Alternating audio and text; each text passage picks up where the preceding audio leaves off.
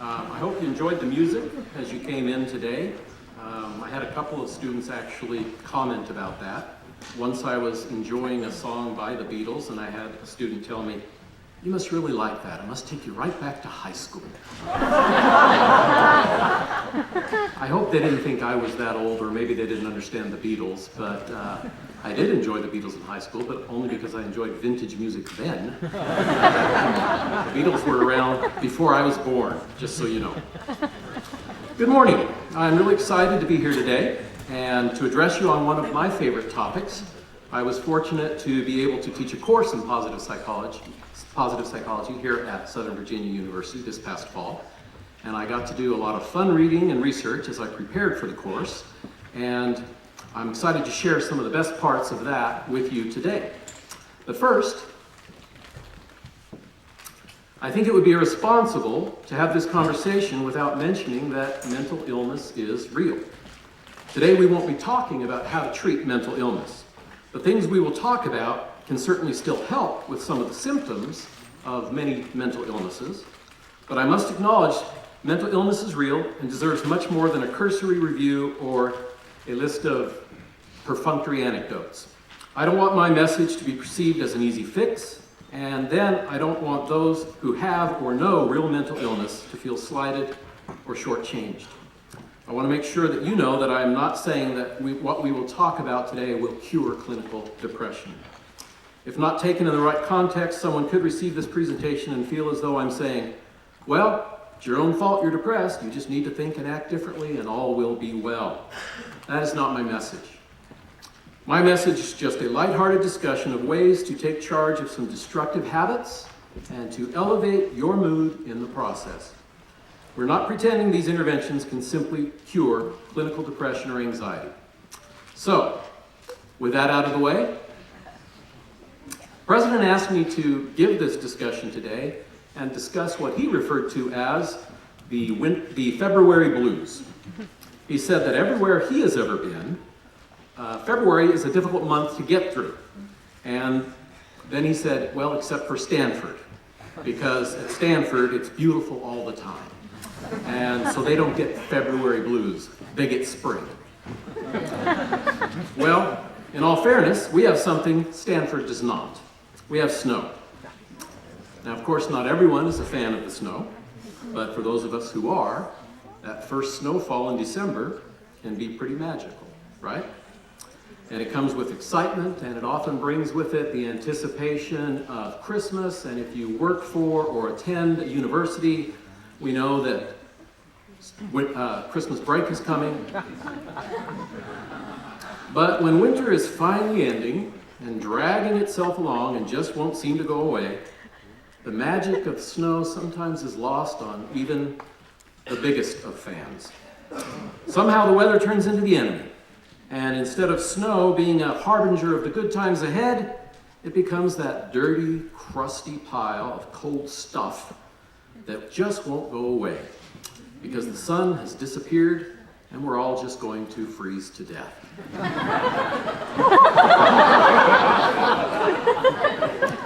There is no condition or diagnosis of the February blues, but late winter and February just has a way of bringing us down sometimes. And this is what spurred the conversation between the President and me and gave birth to the idea that this might be a good time to review some basic emotional self-care. Let's quickly get these out of the way because most of you have heard it from me before. Eat healthy, get enough sleep, get some regular exercise. I don't plan on focusing on these behaviors because I teach them over and over, and I know most of you have heard them before. So we're going to assume that everybody already knows this. But knowing and doing are two different things, and so we're not going to assume that everybody does this, but we are going to assume that everybody knows this. But we are going to say, how do you actually do some of these things? If you have bad sleep habits or a poor diet, hopefully you'll get a few ideas today. So now that we have diet, sleep, and exercise out of the way, and by the way, if we really could just do those three things, it really would make a huge difference. It could take care of much of the problem behaviors and emotions that we are going to discuss today. If we could just learn that 2 a.m. is the time to be in our beds and not at Waffle House, it really would go a long way to elevate the mental health of this campus. What I'm going to be talking about today comes from a growing field of research known as positive psychology. When we hear the phrase positive psychology, we need to be cautious and we need to be a critical and careful consumer, because bookstores have entire sections dedicated to self-help or self-improvement. And those sections are well stocked with plenty of pop psych titles. And some of these books and programs are based on very sound science, and others are just well-meaning individuals, and still others are snake oil salesmen trying to cash in on a trendy or popular topic. Many may endorse and use some positive psychology principles and may sell their ideas very well, but not all are based on science. So we do have to be skeptical. What we are going to discuss today is practices that are empirically validated. What you will not hear today is a step-by-step program that will somehow bring out your true inner self and cure all of your emotional ills. I'm also not here to tell you that if you just think happy thoughts, you will find your true inner self and all will be wonderful. This is not a discussion on the merits of inspirational cliches that would make for a nice poster with a picture of a kitten. What we're going to discuss are principles paired with specific actions or options that will allow you to practice that principle. It's not a prescriptive, individualized plan. It is a discussion on how you can come up with parts of a plan for you that will make a difference in your life should you choose to implement them. Let me give you just some brief history about what we call positive psychology. In 1998, Martin Seligman was just about to start his tenure as president of the American Psychological Association. Well, about this time, he was in his backyard gardening, and his 5-year-old daughter was back there with him. And he was very task-oriented, and he got irritated and basically told her, leave him alone and let him get his work done. To which she responded, Dad, why do you have to be such a big grouch all the time? Well, this actually stuck with him. And sometime later, he was on a beach in Mexico on New Year's, vacationing, and pondering about what would be his platform for his tenure with the American Psychological Association. And with that, positive psychology, as a formal science that became an official division of the APA, was born. All right, let's have a little bit of fun. I have a question for you. So please just play along and actually think this through. If you could choose any car, now think for a moment, what would that be? For some of you, a used minivan would suffice, and you'd just be happy to drive anything. You can have mine, all right. But I'm saying, if you could choose anything, don't be practical. What would you want? I don't know that I have one single favorite car, but for me, one option high on my list would be the Toyota FJ Cruiser. Now, I guess I'll never have an opportunity to have a new one because Toyota actually discontinued production in 2014. Who am I kidding? I would never have a new one anyway. But I'm pretty sure if I could pull it off, now vision this with me. You're driving your new car, whatever that might be. You're in your new car. It's an exciting moment. You're out for your first drive. You're taking it for a ride. You're driving along the interstate and you're being cautious, and other cars are whizzing by you. You're in the slow lane because that's where you belong if you're driving slowly, right? You're in the slow lane doing it correctly, and others are passing you on the left, but the temperature has been dropping, and unbeknownst to you, there's a thin layer of black ice that is forming. And the last thing you remember is reaching over to turn up the volume. And then you wake up. You're lying in a hospital bed. That's my daughter, the nurse. You've got stitches across your face and a broken leg, and you hurt all over. There's a kind nurse in your room who welcomes you back into consciousness, and you ask her what's going on, and she tells you that you were in this horrible accident, and that your leg is going to require some surgery, and that you won't be walking without crutches for a long time. And finally, you get up the courage to ask her, and what about my car?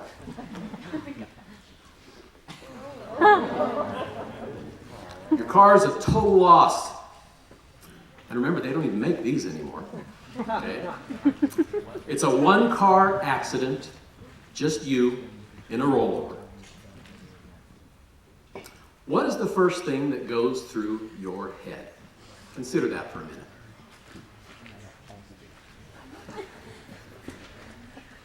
My car. Why me? Why not one of those other drivers that was driving so carelessly and fast? How long before I can walk again? What about my face? This is going to leave a scar. How much is this going to cost me? How long does it take before we get to, I really am very lucky to be alive?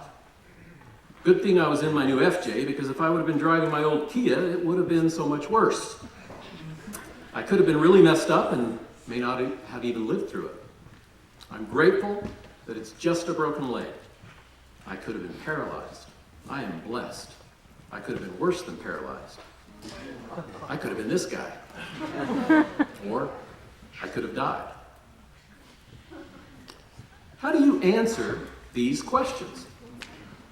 Of course, this is not a controlled experiment, and I'm certainly not inferring that this single question is somehow a valid measure of your worldview or your paradigm. But I think you can see where we are going with such a scenario. How do you see the world? Is it mostly a fair place where hard work pays off? Or is the world an evil society just waiting to take advantage of you? I'm sure you've all heard the phrase, this person looks at the world through rose-colored glasses. Well, what does that mean? It means you can put a positive spin on anything. It means that life is always good.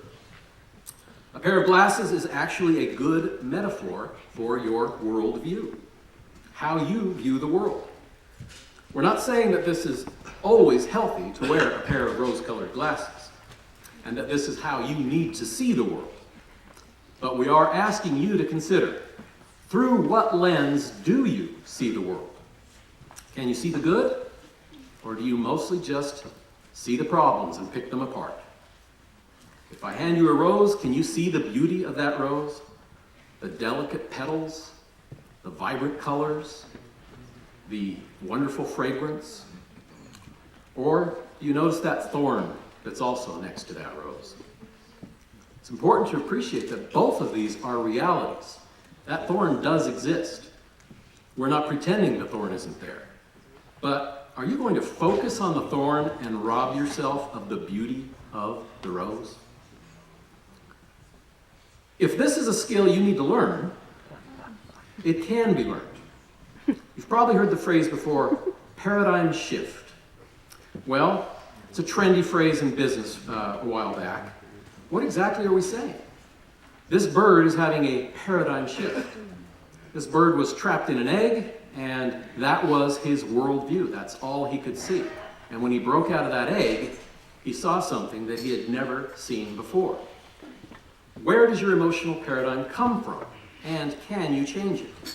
If you do need a paradigm shift, how can you consciously decide to pursue that? Is it really just like a pair of glasses? Can you just change the lens? It'd be nice if it were really that easy. The answer is sort of. Yes, sort of. But it can be a lot of work. So let's first talk about where that emotional you comes from. 50% of your happiness comes from your genes. It's in your DNA. You inherit it. This is based on very reputable longitudinal studies, and it's pretty much established as very accepted in the field of psychology that you inherit about half of your happiness, your emotional self. Your emotional strength, or the lack thereof, runs in families, and not just because you learned it from your parents by watching them. It's in the genes. And this 50% is largely out of your control. So if your parents and grandparents were depressive, nervous people, you're much more likely to also be a depressive, nervous person. So 50% of your emotions and your happiness comes from this genetic makeup.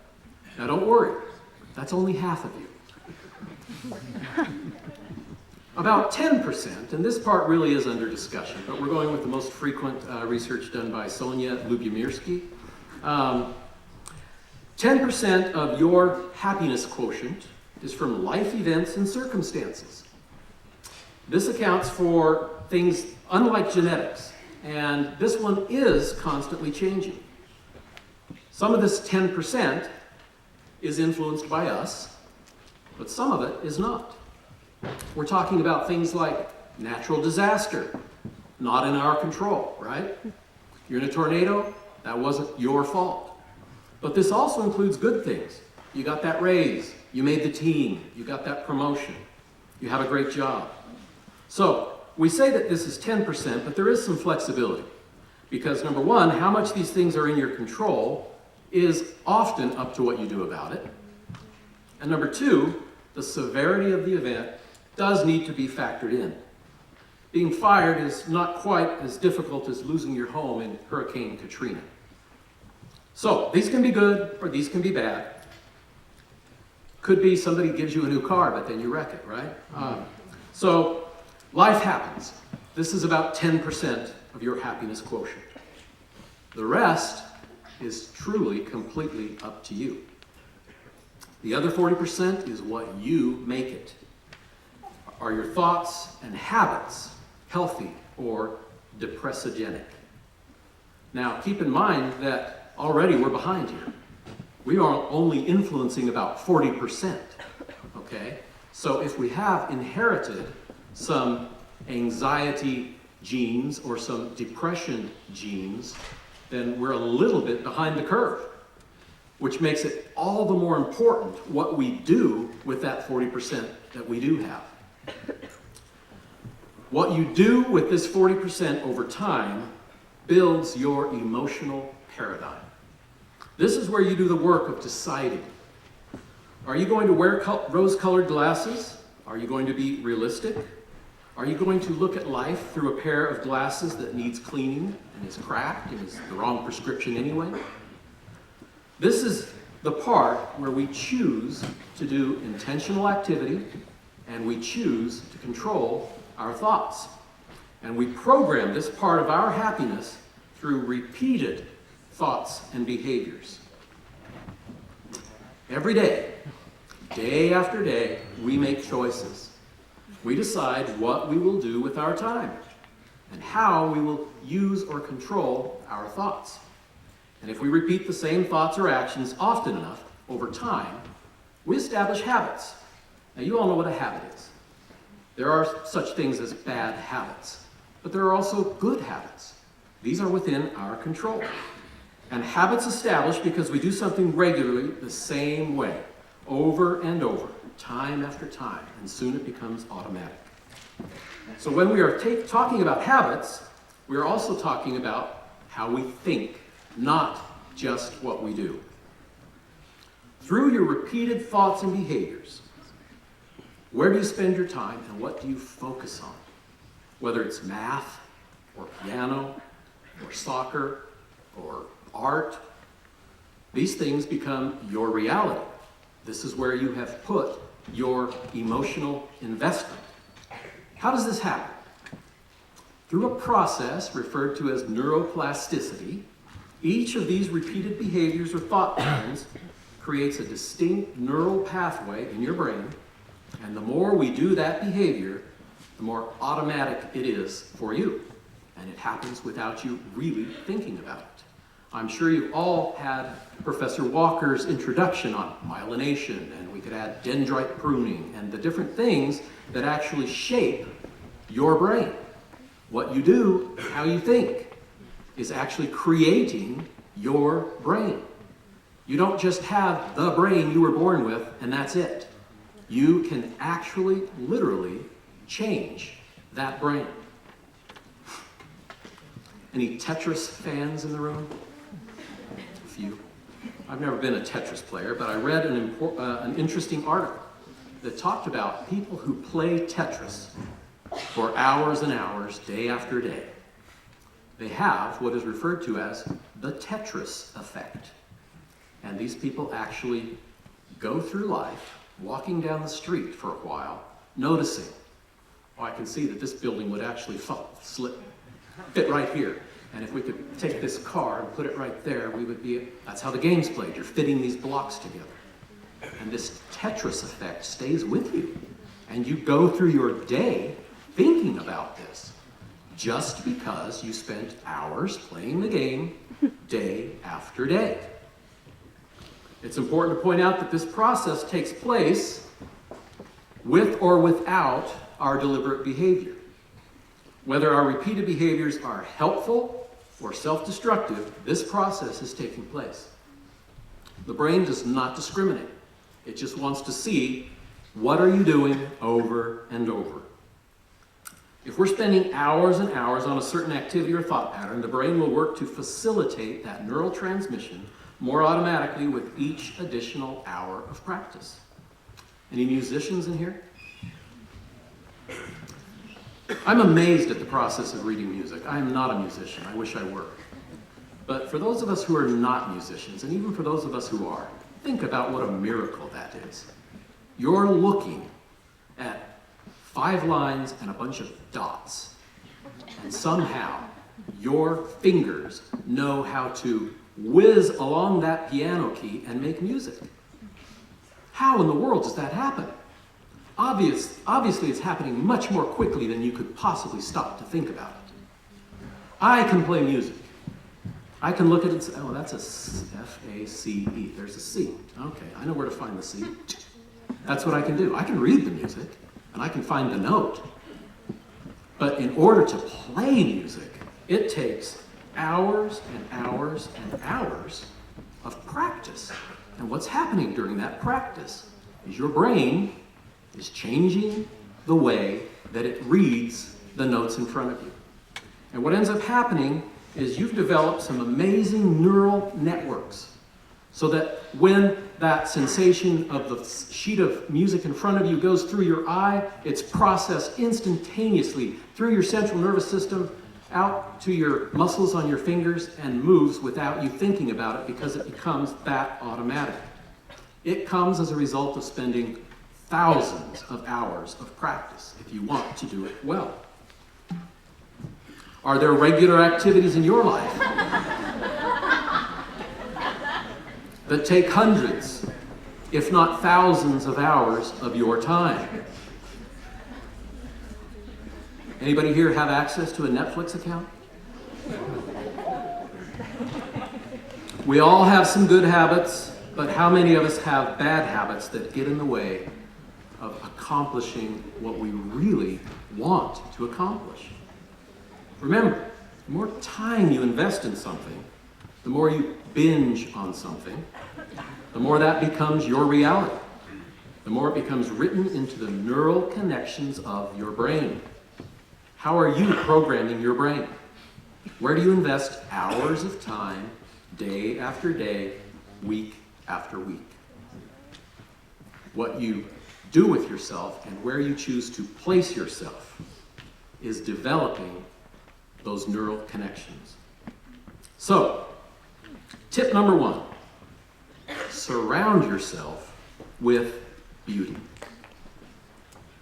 Sounds very cheesy, I agree, but it's true. You can infuse positivity and beauty into your environment, and that includes your dorm room or your apartment. How beautiful is it right now? Right out of graduate school, I worked for a company where one of my assignments was I would provide consulting to a group home where we treated teenage sexual perpetrators. It was basically a treatment program for teenagers who had committed a sexual assault, and our goal was to try to help rehab them so they didn't do this as an adult and end up in prison. Well, I spent long days talking to these young people, and you know what? My environment was not very beautiful. I had a lot of really nasty things in my mind, and it brought me down, no doubt about it. One day, I was talking with some colleagues, and they were talking about the television show, ER. It's an older show. I don't know how many of you have watched this on reruns by now, but it's a show about emergency room and what happens in the emergency room. Of course, I'm sure it's dramatized. You know, it's Hollywood. But they were talking about this show, and I'm not a huge television watcher, but I thought, let's see what this show's about. And I watched one episode, just one. And I thought, I spend my entire day talking to people about really ugly things.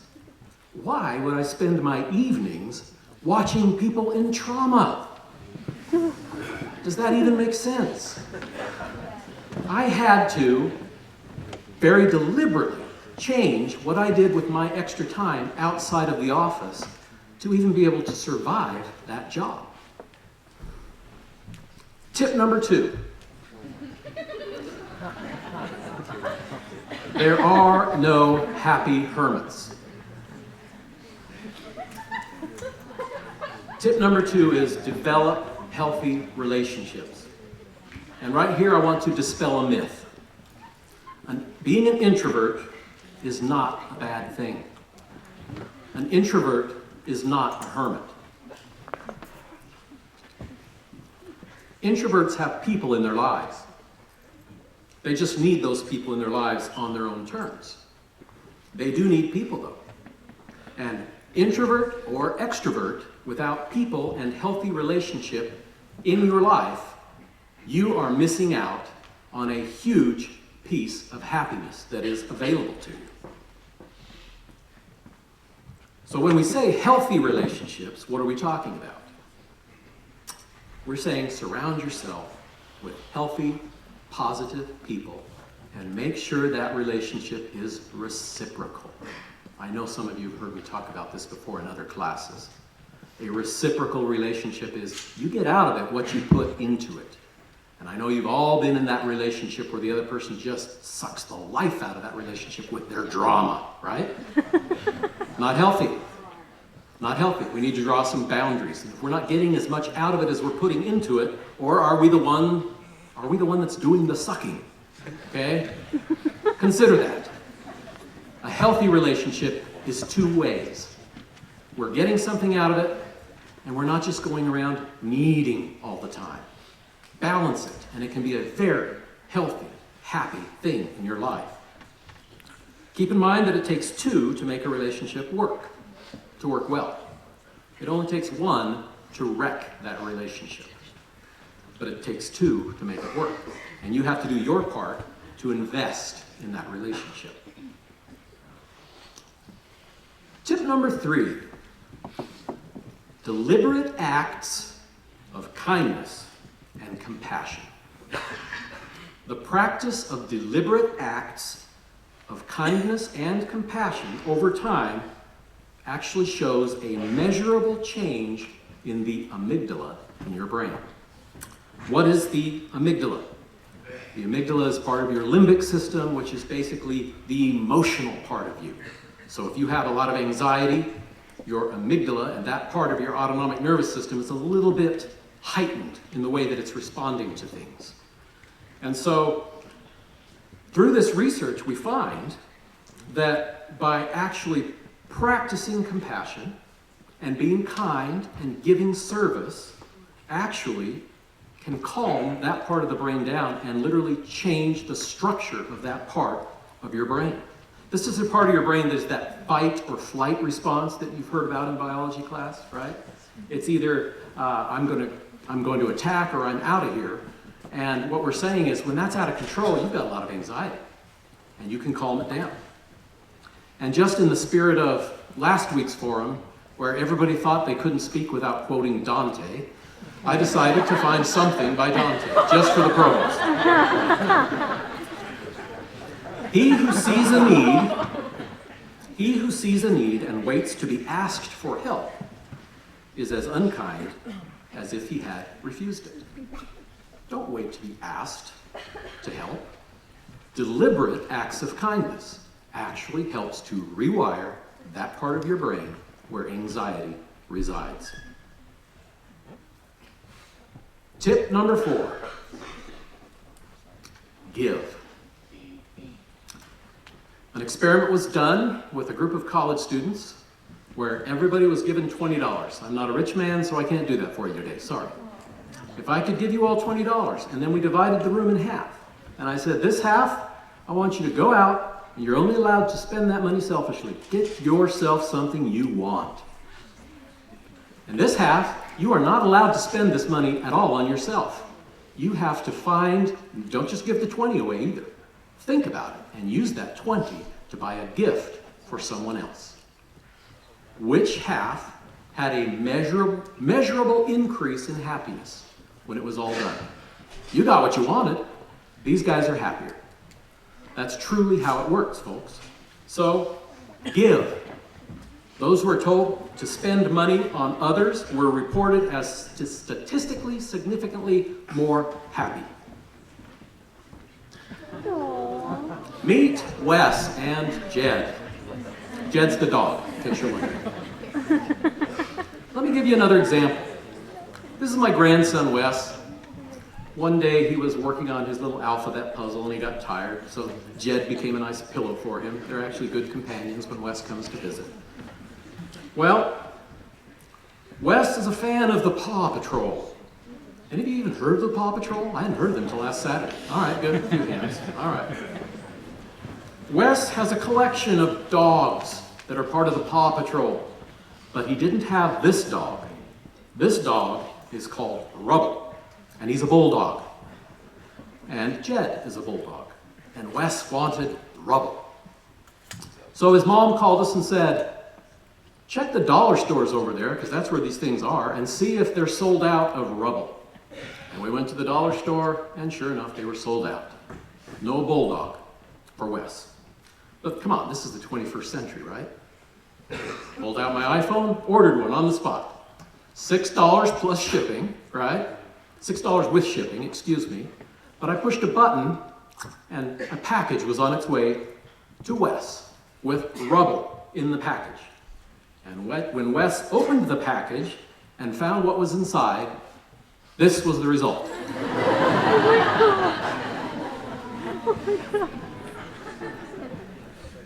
Here's another one. Wes kissing his new bulldog. Did this make Wes happy? Yeah, I'd say so. But the part I'm trying to point out is it made me really happy. Okay? Don't get too caught up on him being happy for receiving it. Because if we're always wanting something and our happiness depends on getting that something, then we get caught on what we call the hedonic treadmill. Talked about that in other classes. No time to really go into it now. But much more importantly than how Wes responded is the fact that this made me happy. I liked to do this. It was fun. So can giving away a plastic toy add to your happiness? Did for me. What do those around you want or need that you are capable of giving them? So again, tip number 4, give. If you find some way of practicing this, of giving regularly over time, you're making a habit to increase your happiness and wiring your brain accordingly. Tip number 5, gratitude. So much research on this. We could do an entire course on this, we really could. So much research on those, and it sounds like some cheesy cliche, an attitude of gratitude. It would make a nice kitten poster, right? But the truth is, if that is our paradigm, we are grateful for the things that we have, then we are truly happier people. Instead of wanting what I don't have, being grateful for what I do have seems too obvious, but there is research behind it. Gratitude journals, writing thank you notes, just counting your blessings. But again, not just once. We're talking about how did you learn to play that piano? Hundreds, perhaps thousands of hours before you got it right. So these things that we're talking about today need to be repeated time after time, and as you do it, there's a measurable increase in your happiness. So, how do you do it? How do you implement some of these things? If you always do what you've always done, you'll always get what you've always got. I need to put that in big letters on my wall in my office, because I want so often to tell students, okay, and what did you think was going to happen, right? They tell me that this is what happened, and this is how I feel about it, and I think, you couldn't see that coming? If you always do what you've always done, expect the same results. If you're a happy person, you've probably learned how to perhaps overcome some bad genetics, if necessary, and have learned to practice some of these things. And that's helping your happiness. But if you're not, you need to do something different. If you want different results, you have to do something different. And when do you have to do something different? And the answer is now. New Year's resolutions do not work. The research is behind us on this. January 1st has no magical power. This is like people who every Monday they're going to start that diet. Enjoy the weekend, but on Monday morning I'm going to be on my diet again, okay? If you're waiting for January 1st or you're waiting for Monday morning, you've already lost more than half the battle. When do you start? Right now. The way to do it is to put the desired behavior on the path such that it takes less energy and less effort to do what it is that you want to do. You want to get rid of the path of least resistance that became that bad habit. We need to break this cycle. So, for example, you have a habit of every morning hitting your snooze alarm about 6 times before you get out of bed. It's automatic. You've done it for years. How do you break that habit? You have to move your alarm clock. Seriously. We're talking about physical interventions and doing something to change things up so that you have to do something different.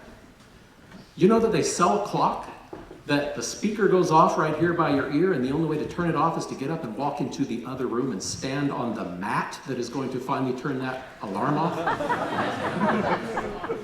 If that's what it takes, do it. If that is a bad habit you want to change, do it. I hear this all the time, which is why I'm bringing it up, okay? You know how much time it takes between one episode on Netflix before it automatically loads the next one for you? 15 seconds. Everybody's telling you, what, you've timed it? 15 seconds. That's right. We need to disable the path of least resistance. I am serious when I say I have actually suggested this to students and it has helped. Get rid of the part that says, remember my name and password. Make it more difficult to even turn it on. Don't allow it to sign you on automatically. You have to type in that password, type in your username, remember the password, and guess what happens? That gives you a moment to pause and say, is that really what I want to do right now? And maybe you'll choose it anyway. And we're not saying Netflix is evil, but by the way, the research does tell us that most binge watching takes place alone. Sometimes you do watch movies with other people, understood. But if you're sitting there watching one episode after another, the statistics are such that you're probably sitting there doing it all alone. Do you know that American teenagers spend 2.5 times, they are 2.5 times more likely to experience elevated enjoyment when they're engaged in a hobby or playing a sport. But they spend 4 times as many hours watching television as they do engaging in sports or hobbies. Why would we spend 4 times more doing something that has less than half the chance of making us feel good? Because it's so easy. You lie on the couch, you pick up the remote, no effort at all. You have to do something to make that less easy. How many of you stay up? Oh, I didn't mean to say how many of you. Don't identify yourselves.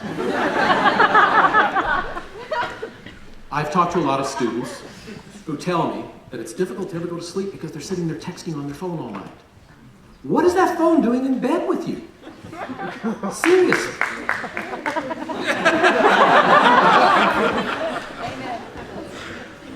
You're there to sleep. First thing you do when you do wake up, reach for that phone, look at Facebook, check my email. Okay? Where are your scriptures? Do you even know? They're in the next room? Swap them. Swap them. Go to your bedroom, lie down in your bed with your phone turned off in the other room. Oh, but what if an emergency happens? We've done this for thousands of years without instant messages. We really have. It's okay. Leave your phone in the other room, leave your iPad in the other room, leave your computer in the other room, and go to bed. Get rid of the path of least resistance. If this is a problem for you, you have to make it easy to do the behavior that you want to do. You have to physically change your environment so that that is the easy choice. So that when you wake up in the morning, the phone isn't even there for you to touch. Maybe your scriptures are there, right there, handy. This is not just somebody's good idea. This is the science of happiness. And it takes a lot of time for you to change the wiring of your brain. It takes thousands of hours to learn how to play the piano well. There's no quick, easy way to learn calculus. There's no quick, easy way to shoot 90% at the free throw line. There's no quick, easy way to change the habits of having that paradigm that the world is out to get me. But it can be done. It can be done with that much practice. So we're going to allow you to practice today. On your way out the door, you'll be handed a bag of chocolates. Reach into that bag and enjoy one. One. The rest, write a thank you note. Write a thank you note. Somebody who's done something nice for you. And actually deliver them a thank you note with the rest of the chocolates. We're practicing two of them here. Gratitude and giving. If you go home and eat all your chocolates, I'm not saying you're an evil person, but you're missing out. You're missing out. This can work, and it will work if you'll just do it. Don't be this guy. I never get my hopes up, so I never get let down. Don't be that guy. Thanks for your time.